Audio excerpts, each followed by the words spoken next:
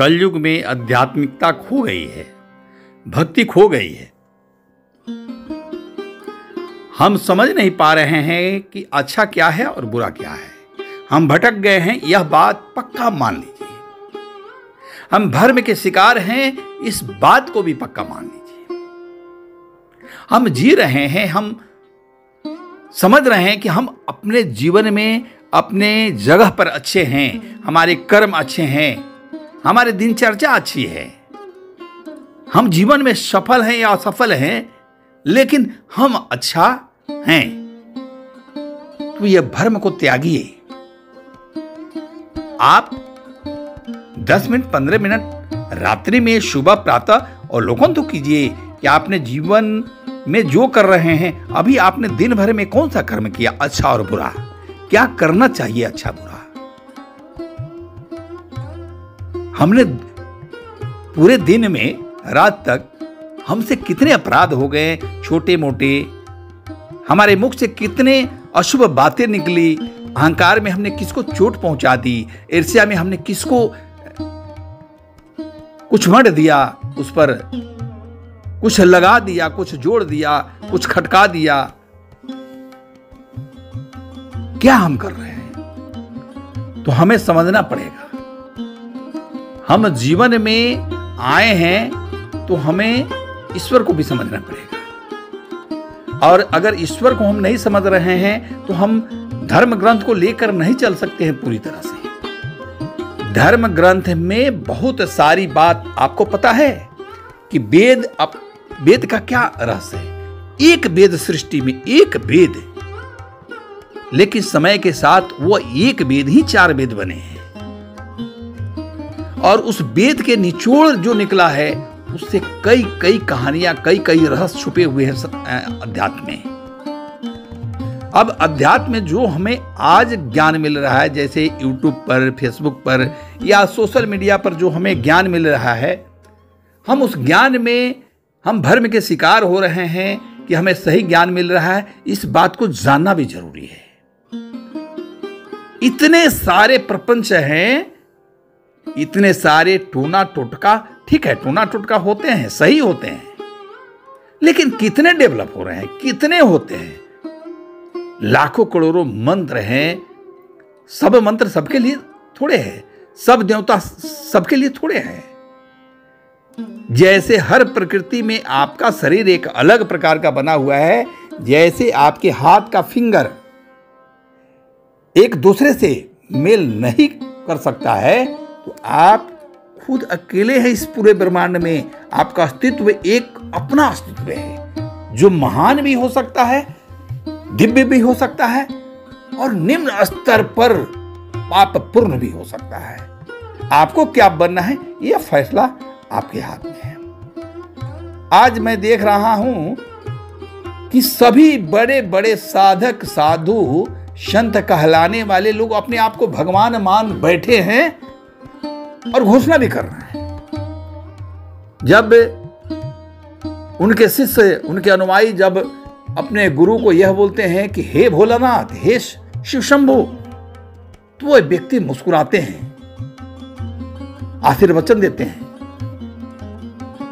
कितने कितने दोषपूर्ण बात है। पूरे ब्रह्मांड में शिव का दूसरा शिव बनना इतना क्या आसान है क्या?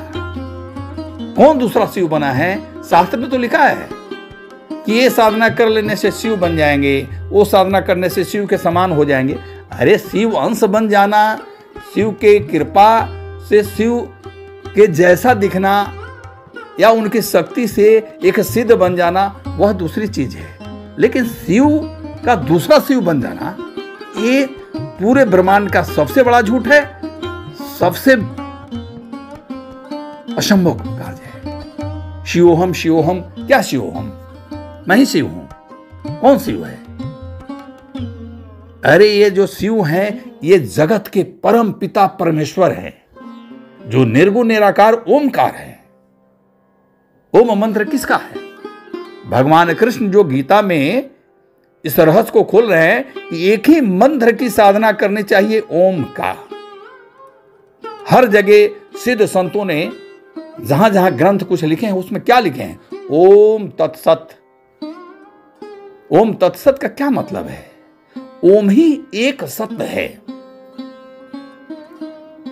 तो ये ओमकार, ये प्रणव का प्रथम मंत्र है परमात्मा का, और उसके बाद सारी मंत्र, सारी साधनाएं, सारे स्वरूप हैं।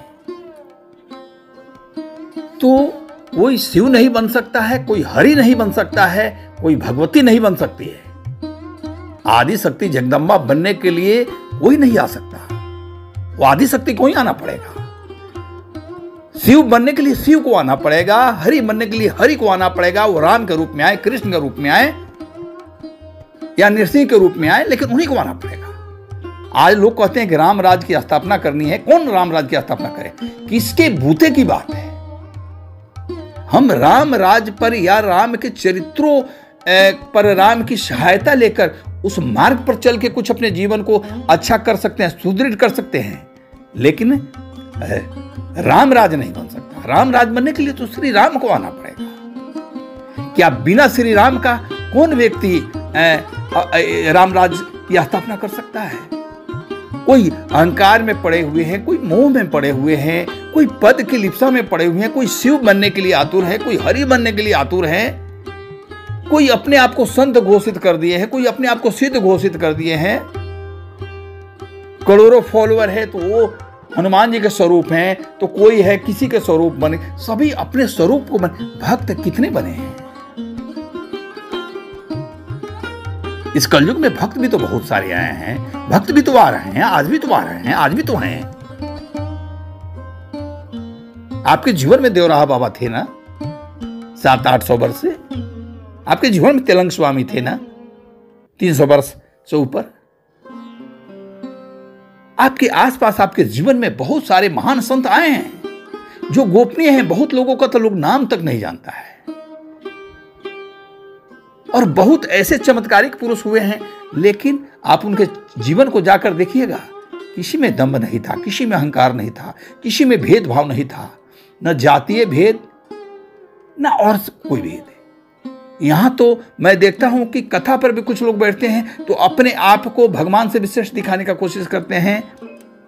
ये क्या हो गया है? कौन सी साधना है? कौन सी भक्ति कर रहे हैं? इतना पढ़ लिख कर इतने बड़े बड़े ज्ञान की बातें करके आपको यह समझ में नहीं आया? क्या आपको नहीं पता है कि मां सती के समय में यही बात हुई थी? यही तिरस्कार भगवान शिव को किया गया था। एक भक्त कभी भी भेदभाव की बात नहीं करता है, उसे अपने इष्ट से मतलब है। अगर शिव का भक्त है तो शिव से मतलब है, हरि का भक्त है तो हरि से मतलब है, भगवती का भक्त है तो भगवती से मतलब है। और कुछ भी नहीं देखता है समाज में, वो सबका कल्याण चाहता है। सबका अच्छा चाहते हुए कोई व्यक्ति अगर ईश्वर के समीप जा रहा है, उस पर ईश्वर बहुत खुश होते हैं। लेकिन पूर्व जन्म का पुण्य है। अगर किसी ने कोई बहुत बड़ा पुण्य किया है इस जीवन में, वो चाहता है कि उसको उसी हिसाब से, अगर उसने कभी संकल्प किया होगा कि हम जीवन में प्रसिद्ध हो जाएं, हम जीवन में बहुत धनवान हो जाएं, तो सारे अपने अपने पुण्य के फल भोग रहे हैं। वो अध्यात्म के क्षेत्र में हो, धर्म के क्षेत्र में हो, अभिनय के क्षेत्र में हो, विज्ञान के क्षेत्र में हो, राजनीति के क्षेत्र में हो, किसी भी क्षेत्र में कोई भी व्यक्ति अगर प्रसिद्ध बनता है। लेकिन भगवान का भक्त सुदामा जी जब जा रहे हैं द्वारिका, सुदामा जी को द्वारिका में कौन जानता था? हंसी उड़ाई गई। भगवान नंगे पैर जब सुने तो दौड़ पड़े थे। ऐसे भक्त के मन में द्वेष नहीं होता है। भक्त भगवान को चाहता है। और कोई संत और सिद्ध और साधु का कर्तव्य क्या है समाज में? भगवान राम जो है वन में पैदल पैदल घूमते हैं, और हम यहां 50 लाख की गाड़ियों में घूमते हैं, और कथा के लिए और कर्मकांड के लिए बहुत सारे पैसे लेते हैं, किसी काम के लिए बहुत सारे पैसे लेते हैं, और हम कहते हैं कि हम भक्त हैं, हम समाज का कल्याण करेंगे। ये आपको समझना पड़ेगा, हमको समझना पड़ेगा। जीवन में सत्य समझना भी जरूरी है। वही भला कर सकता है जो त्याग करने की बात करता हो, जो फ्री कहीं जाके कोई काम कर सकता है, फ्री जाके कहीं कुछ बोल सकता है, समाज में कुछ दे सकता है। हर जगह पैसा नहीं चलता है। मैं मानता हूं कि पैसा के बिना काम नहीं होते हैं। जीवन में पैसा भी एक महत्वपूर्ण अंग है। लेकिन कितना पैसा, कितना चाहिए भाई? अरे 2-4 करोड़ भी हो जाए तो पूरे जिंदगी उस पैसे को हम रख के खा सकते हैं, बैंक में रख देंगे, खा लेंगे उससे। कितने पैसे चाहिए? तो भगवान के भक्त में अहंकार नहीं और भेदभाव नहीं होना चाहे।